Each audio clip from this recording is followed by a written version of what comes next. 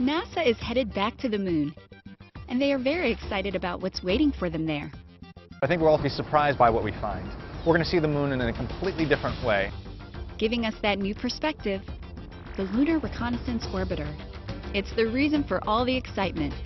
And it's next on Real World.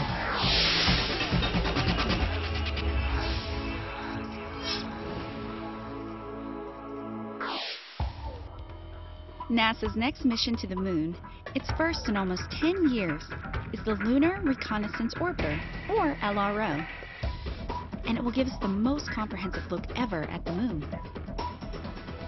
One of the prime objectives of the mission is to find and identify resources on the moon that will make a sustained human existence there possible. Researchers are paying particular attention to the lunar poles. We know already that the poles of the moon are a very unique environment. Noah Petro is a postdoctoral researcher working on LRO at NASA's Goddard Space Flight Center. What LRO is going to help do is really tell us why the poles are very unique and what's actually there. We right now have just the subtlest taste of what we might find there. LRO is going to be the main course. We're going to be eating data for years that we're going to get from the spacecraft. NASA scientists think the moon's polar regions might provide the best resources to set up permanent outposts where astronauts will work and live. We might find that the lunar poles have water ice at them. We don't know for sure exactly what's there. There's the hint that there's hydrogen at the poles.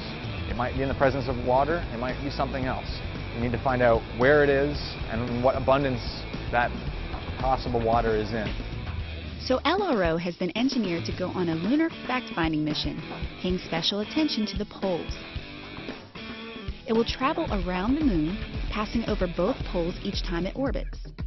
As the moon rotates on its axis, LRO will eventually scan every meter of the moon's surface several times over. The hope is to find enough natural resources on the moon to minimize the need to bring them from Earth. Info gathered by LRO's instruments will provide detailed maps of the moon, pointing scientists to the best spots to gather these resources. One of LRO's instruments, the LRO camera, or LROC, will take high-res photos.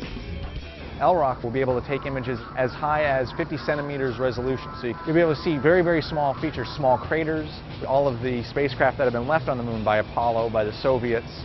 So we'll be able to determine what's at the surface and where, again, safe places to explore are. LROC will also be able to identify resources on the moon by measuring light reflected off the surface. LROC is capable of measuring the reflected sunlight at various wavelengths.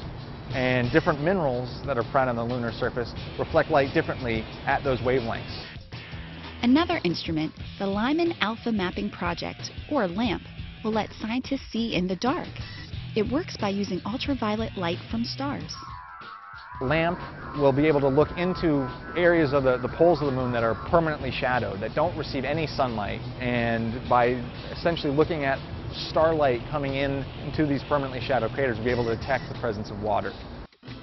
NASA also hopes LRO will seek out elements that could be used for the infrastructure of a lunar living community of explorers.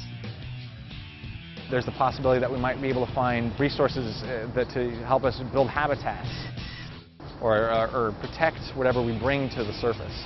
So all of the various instruments on LRO can be used in conjunction to essentially map out where we might find some of the other resources that would be useful for sustaining astronauts on the surface. You can learn more about LRO and follow the mission at www.nasa.gov.